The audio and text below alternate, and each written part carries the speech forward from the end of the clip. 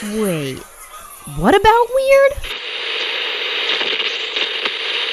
We interrupt your regularly scheduled program of What About Weird to bring you a special broadcast of Cryptid Cocktail Party, an amazingly hilarious, award-winning podcast that covers all things from cryptids to conspiracies.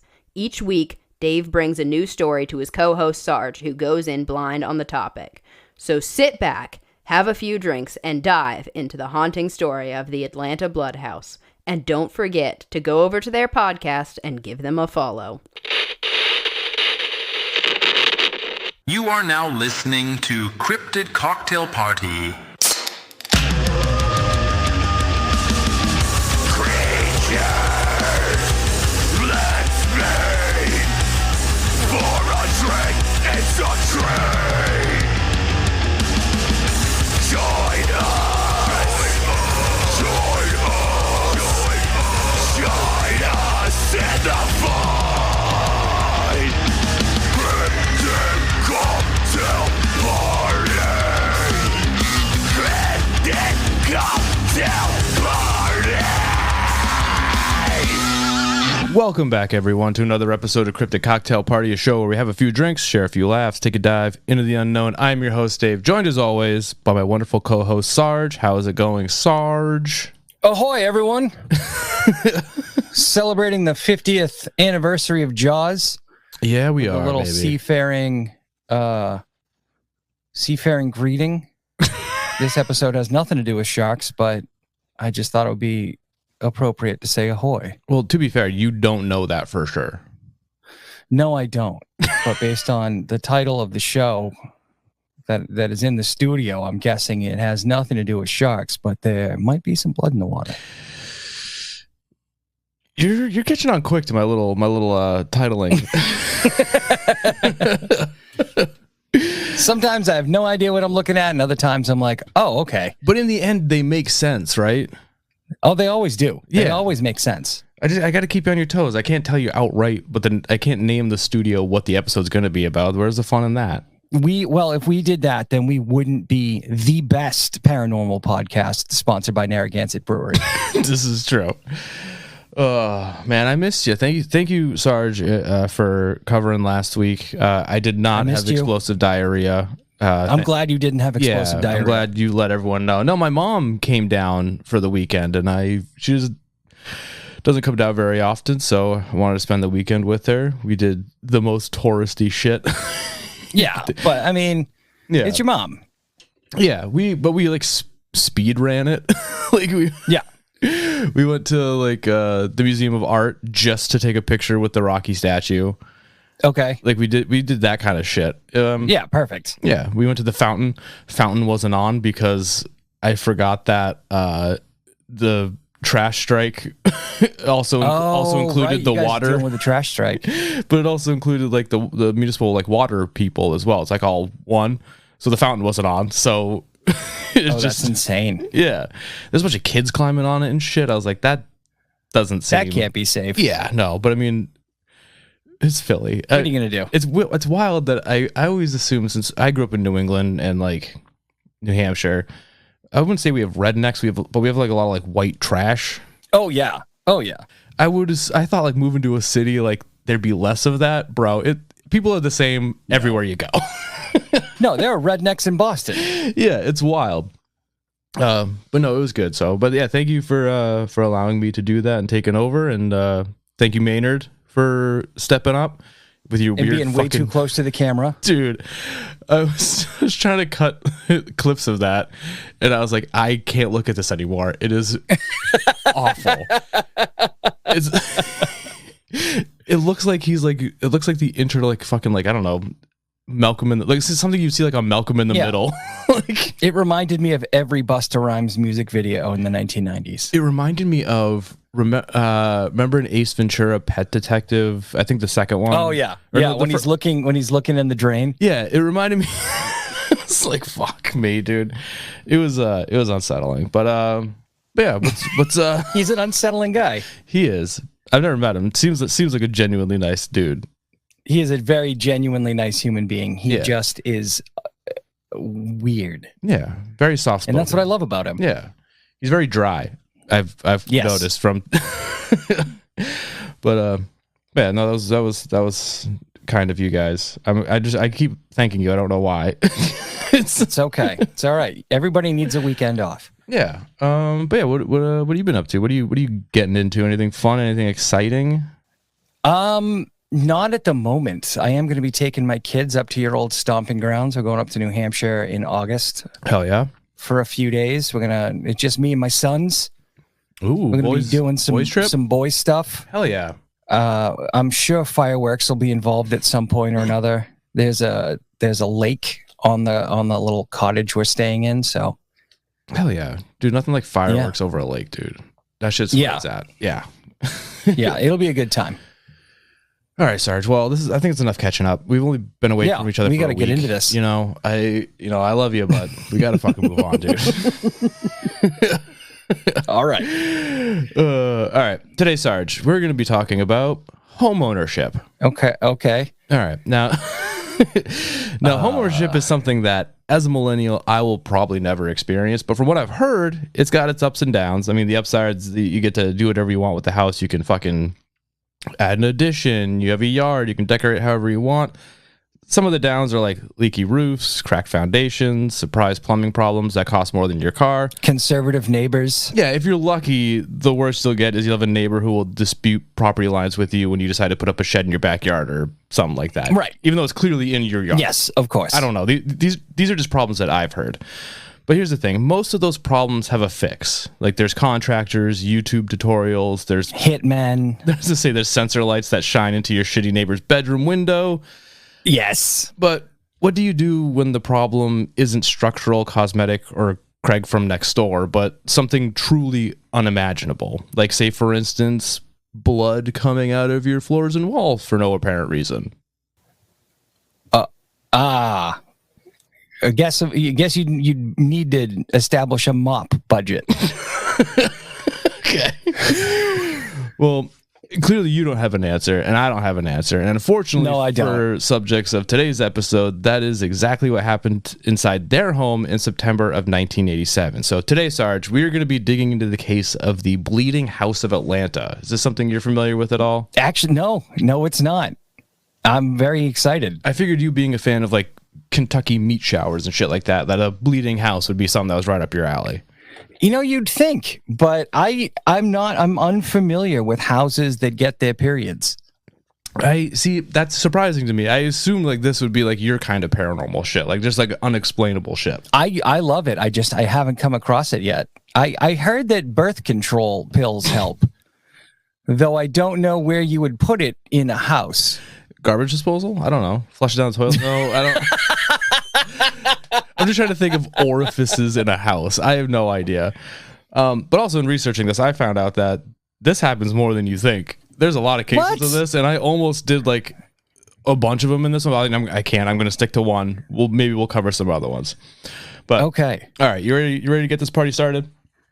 I'm more ready than ever. Okay, so to get this party started, what we got to do is we got to go back to September 8th, 1987. It's just a regular Tuesday night in the home of William and Minnie Winston, an elderly couple in their 70s living at 1114 Fountain Drive in Atlanta. That's a bad name for a bloody house. I didn't even...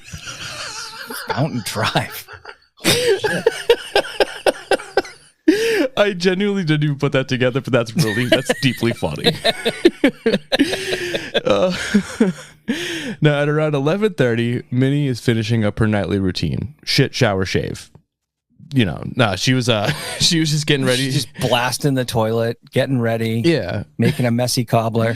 She was getting out of the bath when she steps in something sticky on the bathroom floor. Now, understandably, she's a little confused. I assume whatever it was wasn't there before she got in the bath. I hope it wasn't there after she shit. I mean, before. Which one is it, Sarge? Maybe she's just not good at wiping. She's just got out of the bath. I don't think it... Well, I guess it was before. Anyways, whatever. But when she looks down to see what it was, she notices that this looks an awful lot like blood. So she calls out to her husband, Willie, who's laid up in bed with kidney issues, to see if maybe he's bleeding or something. Like, he's fine. There's no cuts. Blood in his pee because of the kidney issues. Well, maybe. I didn't even think about that, but that's good. But men don't be aiming this is true when they pee sometimes. So, but yeah, so she calls out to him to make sure that he's okay, but he hasn't gotten up. He's fine. No cuts, no injuries, nothing. And plus, I think she would have noticed if he came into the bathroom and pissed while she was in the bathtub. right. Yeah. So he gets up and they both start looking for a source for whatever this shit is that's coming up through the floor. Now, as they go through the house, they see more of it. Red smears and droplets forming in the hallway, the kitchen, living room, bedroom, even in the basement and crawl space. It's starting to form everywhere. Some of it's running in streaks along the baseboards. Now, I'm not great at painting a picture sometimes when writing these episodes, so I'm just going to say that this, like what they were seeing, it wasn't like blood splatter. Like, you know what I mean? It wasn't like little droplets. Like there were puddles of blood forming in their house and dripping down the walls. Like when the police arrived, which we'll get into in a second, they described it as, quote, a copious amount of blood. Which is not that's great. problematic. So the Winstons understandably start freaking out and call 911. Cops and EMTs show up and we're like, this is a crime scene for sure. Like somebody died in this house. Thing is, though, there's no body. There was no intruder in the house and no one in the home was like actively bleeding at the time. So the cops check the whole place looking for any sign of possible source for this blood.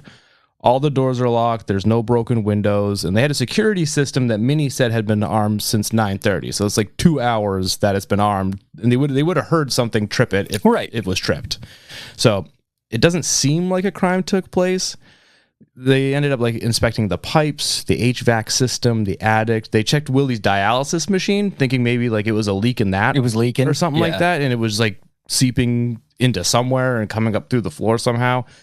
I don't know, but they also had they had no pets. They had no history of any vermin problems. I know sometimes if like a rat or a raccoon or something dies in between, like when they decompose, it'll kind of seep through, but they didn't find anything like that. Yeah. So the police did what they could. They took some photos, snagged a couple like samples to go off for testing because, hey, it might not be blood, you know? Could be anything. Yeah, it could be paint. Paint. Like maybe like rusty water, maybe a leaky something or other. Maybe there's a leak from the roof. Who knows? I don't know. Yeah. Either way, the forensics test, it came back pretty quick, and unfortunately, it was 100% human blood. Oh my God! It's not great. Did they keep like a sample so they could test the DNA? I don't know. What made it worse is that the blood was type O. The Winstons, they were both type A. So now the police have to treat this like a full-on crime scene. Like, but isn't I think type O is like the universal donor, isn't it? Yeah, maybe. Oh, see, the house knew that Willie was sick. Just in case you need some extra. Exactly. Let me open up some wood blood. This is making me think about, I don't know if you ever heard of this, but there's vulture bees. What are vulture bees?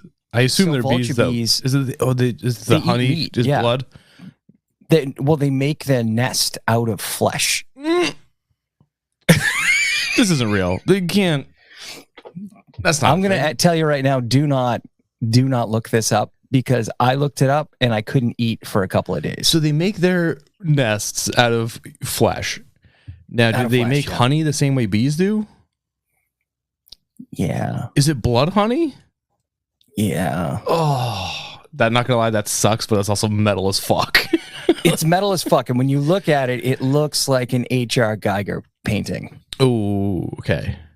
I love that. It's like if bees existed in Hellraiser's universe. Like I was looking at the nest and disgusted, but at the same time, like fucking mystified. Yeah. I'm gonna look that up. I'm probably very upset about it, but at the same time, yeah, you're gonna feel bad about what you see, and don't curse me. I told you not to. No, that's fine. Hey, I would never hold it against you. Yeah. All right. So the blood was tested, came back type O. The Winstons, they're both type A. So this means that the police have to treat it like a crime scene now. You just have someone else's blood in your house. So it makes sense. Yeah, it's a problem. Yeah. Now, so now a real investigation opens up. More photos are taken, more samples collected.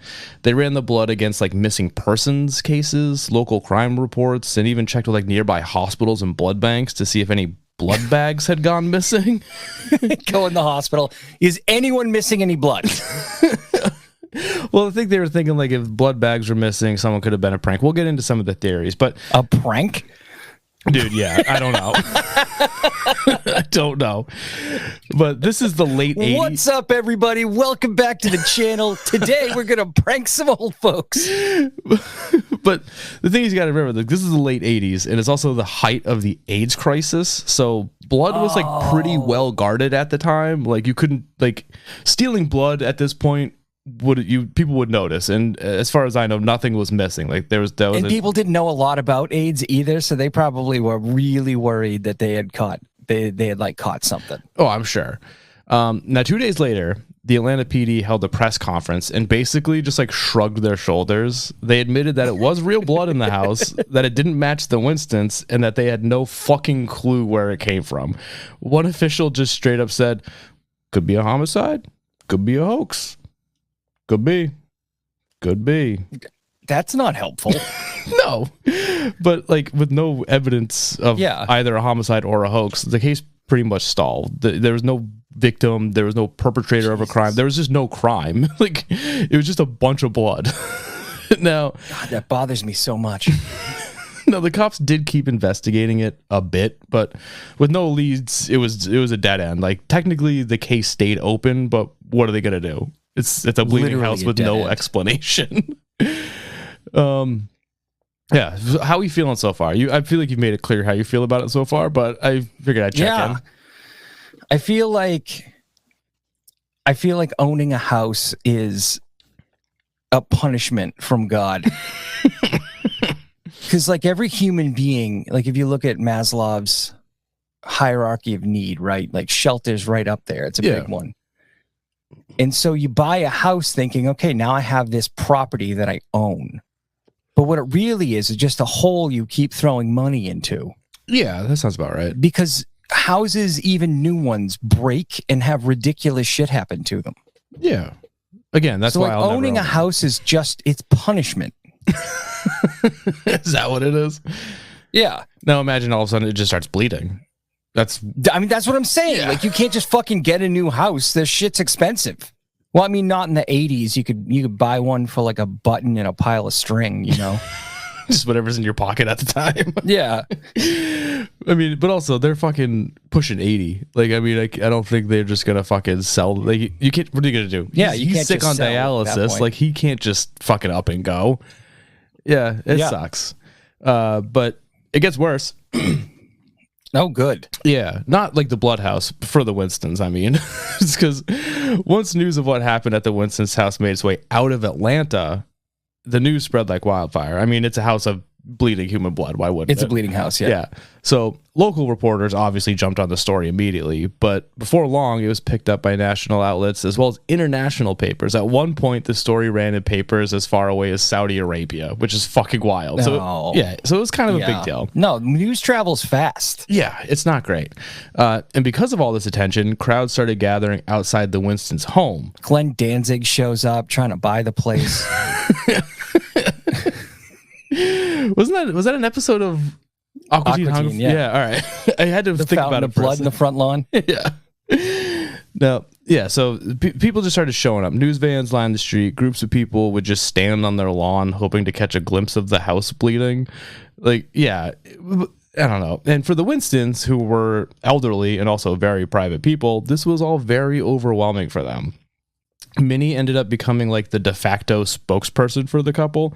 She would answer questions from the press, but mostly she was just begging people to stop showing up at their house, which is very sad. She seems like a very sweet old lady. Like the press shows up and she's got like a tray of cookies for them. Yeah, some homemade lemonade. Yeah. Yeah. She told the local paper that they couldn't sleep anymore because the constant phone calls and knocks at the door. As for Willie, dude's already in poor health. He told reporters he didn't care what people thought. He was too sick and too tired to be bothered with it, which, good for him. Interestingly enough, that's how everyone in America feels right now. Just overloaded. Yeah, everything. Too much. Everything's overwhelming. I don't want to. Just whatever, dude. Just do your thing. But I mean, if my house started bleeding right now, I'd just be like, Thanks, Obama. Yeah. But as the story spread, it wasn't just news and like curious onlookers showing up.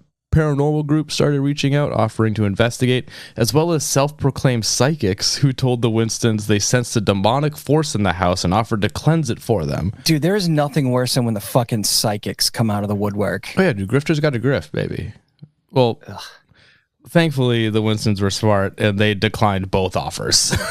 Good. Yeah. Good. As they should have. Yeah, and within a few weeks, the blood stopped appearing. It only did that one time. But with no developments, the story began to fade. The police had no answers. The media moved on, and everyone just kind of forgot about it.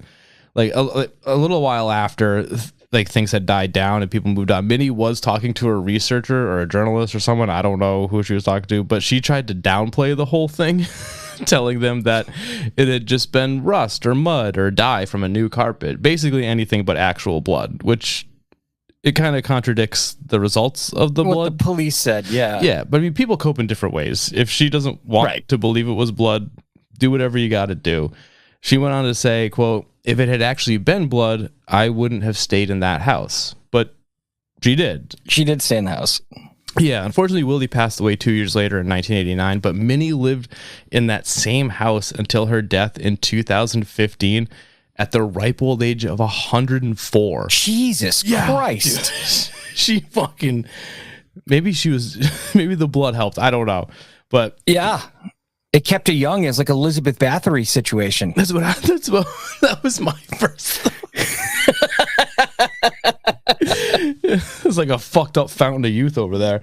They excavate the basement and just find like the bones of hundreds of virgins. Dude, just today while I was writing this, a CNN headline popped up on my like notifications. Apparently there was someone dug up a septic tank in like Ireland and there's just hundreds of baby bones in it. What the fuck? God damn. Yeah, it was a home for unwed mothers. Oh, that makes sense now, I guess. Yeah. Yeah. All right. Yeah, run by the Catholic Church, of course. All right. Yeah. Never mind. Not as shocking as, I mean, it's still shocking, but not as shocking as it makes sense now. Yeah. And it's only the second worst thing the Catholic Church has ever done to children. So. Oh, God damn it. All right. But as far as I know, the house only bled that one time. It never bled again. And I think the house still stands as far as I know. I looked up pictures of it. It's still there. Like you can go to Let's go stand in the lawn. Should go there and throw tampons at it. All right. Well, before we do that, you want to dive into some theories and maybe some possible explanations? I do. Very much so. All right. Well, as I'm sure you can guess, with no victim, no evidence of a crime or a source for where this blood could have come from, there was a lot of speculation. Obviously. Mm-hmm. The first theory we got is that this was a hoax or that there was some sort of human-like intervention, basically someone did this. I'm sure 2 80-year-old people would just couldn't wait to take their bags of blood and spread them all over the house.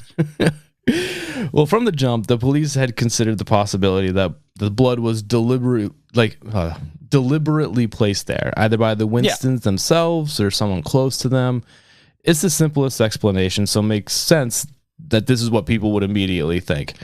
People like Joe Nickel and the Georgia Skeptics organization, because of course that's a thing, they outlined 2 possible scenarios. First is that Willie Winston staged it. The theory being that as a dialysis patient, Willie would have had access to blood and or medical supplies, and he used those to create this scene. Or scenario number 2, a family member did it. One of the Winston's adult children reportedly worked in a medical facility, so they're trying to say that they could have had access to blood bags and placed the blood in the home, either as a prank or possibly make the Winstons appear confused and unwell in an attempt to, I don't know, like put them in a home or something. I don't know what I don't know what their goal would have been for it, but those are the 2 I can't believe that the least believable thing about this story is coming from the skeptics. What fucking end? I don't know. That's just, you know how it is. They don't ever put reasons. It's just this is what could have happened. But why? I don't know, but it could have happened. Could have happened, Sarge. Skeptics are the worst sometimes. Skeptics are like conspiracy theorists. They don't really flesh out their ideas. They just spout them. They're like, it's impossible. It couldn't have happened. It had to be a prank. Yeah. For reasons. Well, either way, both those theories have problems, obviously. Yeah, I think someone would notice if Willie was sneaking out with a bucket of fresh O-positive blood. Well, that's the thing. First, the blood was type O. Both Minnie and Willie were type A, which means it couldn't have been Willie's or Minnie's. If it was a hoax, that would mean that the hoaxer had to get blood from somewhere illegally, store it, and then transport a significant amount of it without being caught. Second, the home was alarmed and had been hours before the blood appeared, and there was no sign of entry, force, or otherwise. And there's no evidence to suggest that maybe the alarm was faulty or had been tampered with, so it doesn't seem likely that someone came into their home with a shitload of blood unnoticed just to pull out. Yeah, and there's also a lot of other ways to make old people seem crazy. Yeah. That don't involve bringing the police to a house to test the blood on the ground. I mean, that is a pretty funny way to do it, though. It is, but when you think about it, like, clearly the police were also like, it really is blood, I guess. I don't know. Not only did you fool the old people, but you fooled the people that were going to take the old people out if it was successful. Like you got to. It just seems like so much work for no reason. If anything, you would have like put a severed leg in the house and then taken it out just before the police got there. Yeah. So that they would seem crazy. That's the thing. Like, you got to make them see the blood and then clean it up before the cops get there. Exactly. That's where they fucked up. They left it there. But speaking of evidence, there weren't any containers, tools, or materials that would have been used to carry out the hoax found anywhere in or around the house. So if it was staged, whoever did it left zero trace. Like we said, even the police at the time weren't assuming it was a hoax, because if it had been obviously a hoax, they would have just closed the case. So, well, the hoax explanation, it's like the most practical, I guess, on paper. There just isn't any evidence to support it. So if it wasn't a hoax, it's got to be paranormal, right? Yeah, of course. Yeah, well, the paranormal theory is the one that has gained the most traction over the years because it's the most fun. Obviously, people are going to fucking gravitate towards that. Now, the idea here is that the blood was manifested by some unseen supernatural force, like a ghost or a poltergeist. You see it all the time in movies, blood dripping from walls, that type of shit. Now, a spectral period. A local paranormal researcher named Kurt Rowlett interviewed Minnie Winston.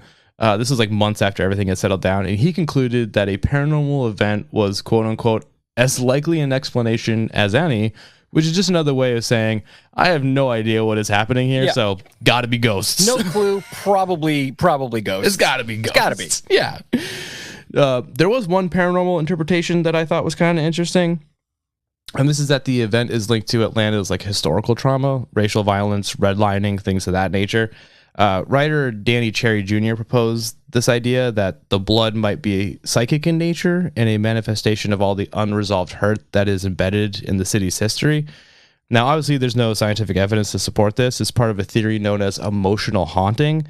That's where like the environment itself somehow holds and expresses trauma. Also, I am just now realizing that this theory makes more sense for you and those listening if I had actually included the fact that the Winstons were a black couple. So that's on me. I'm realizing. You know what I got to say though, Dave? I was like, I've got to give you credit. It's pretty progressive that you forgot to tell everyone that this was a black family. I'm realizing. Yeah, I'm realizing that now. But it's like, did you ever watch them on Amazon? Yeah, it's the season 1. It's think about it like that. It's like the like racism is haunting their house. If that I mean, I think I probably spoke too soon when I said the skeptics were the least believable. Yeah, I mean, it sounds a little silly to me that racism did this. It's not. No, I know what you mean. I know what you meant. It's an interesting theory.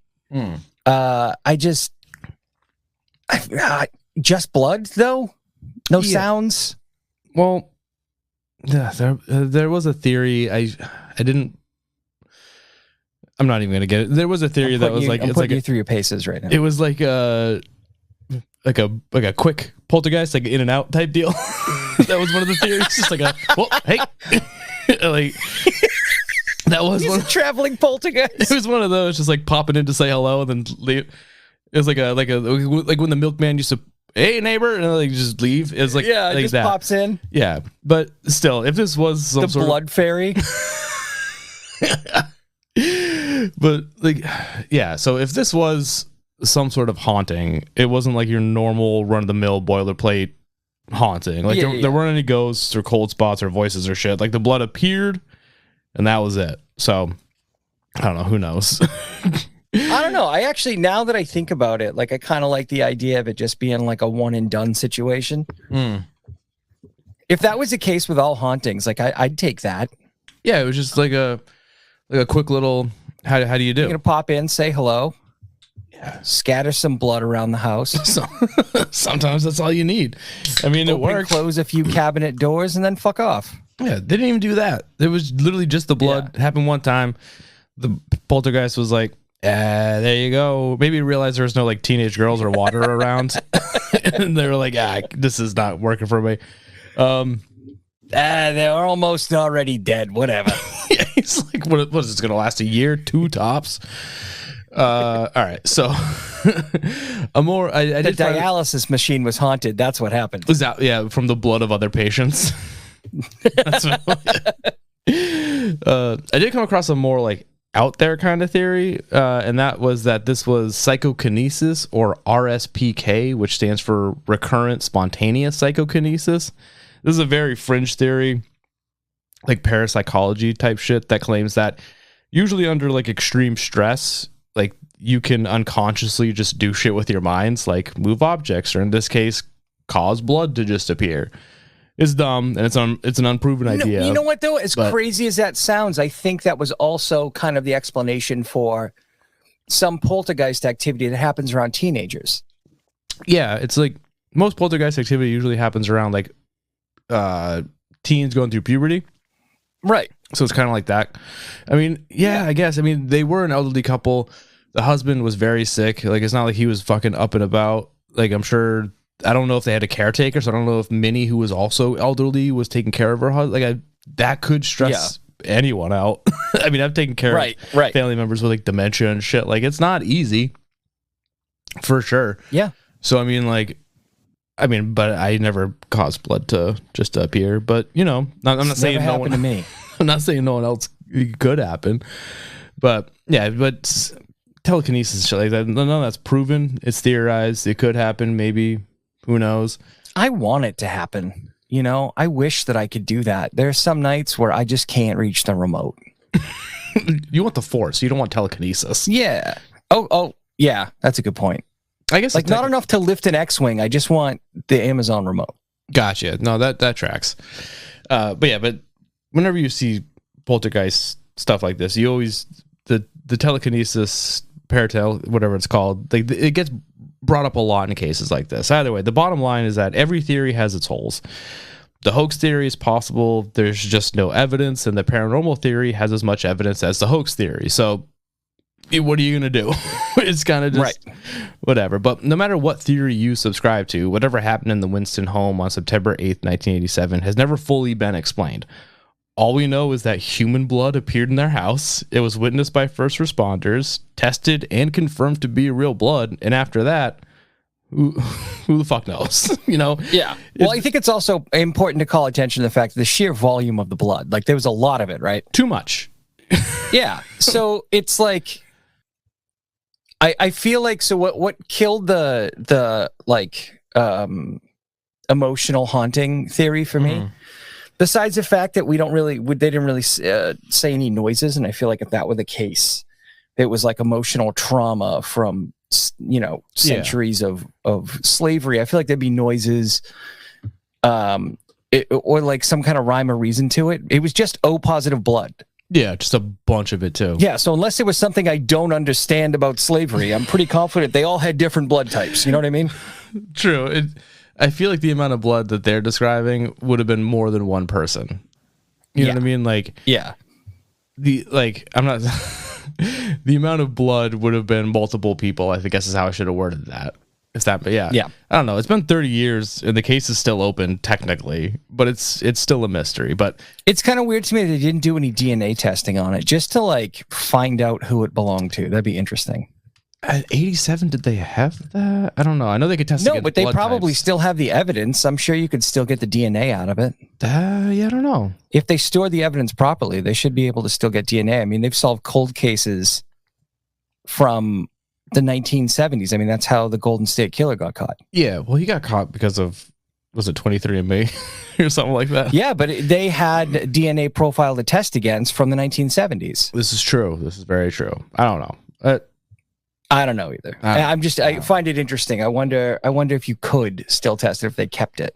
They probably didn't. I mean, it's a bleeding. They probably like, this is fucking dumb. Why would we keep this? This is taking up space. Like, because technically there was no crime, so I don't know what they wouldn't.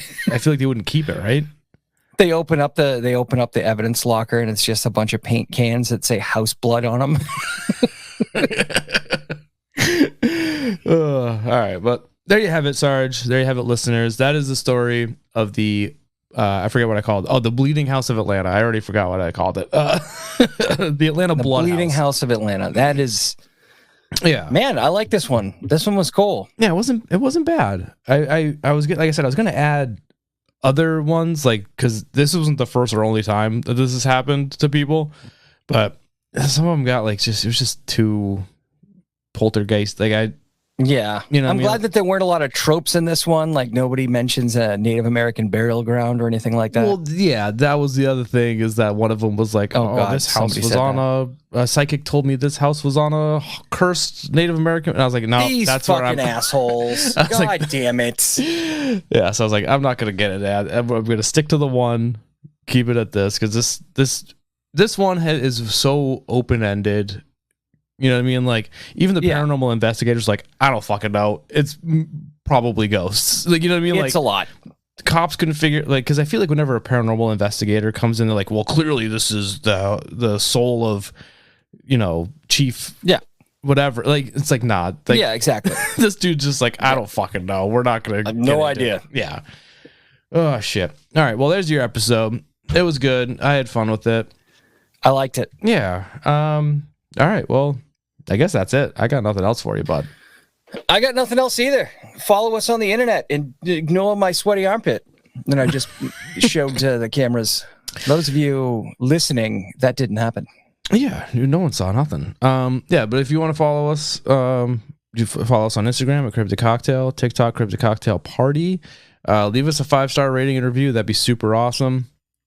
We were recently on an episode, or we recently recorded an episode with the Ghost Story guys. That should be coming out, I think, Tuesday. I'm not 100% sure when it comes out. I believe it's Tuesday. That episode was a lot of fun. I think it's Tuesday. Yeah, it was a ton of fun. So definitely be sure to go check them out, listen to them, follow them, give them a 5-star rating and review. They're cool dudes, super, super funny. I think that's all I got. Sarge, you got anything you want to plug? Nope, just my butthole. Just kidding. I don't do that. All right. I guess with that out of the way, Sarge, do you want to say goodbye and I love you to the audience? Hey, goodbye, and I love you.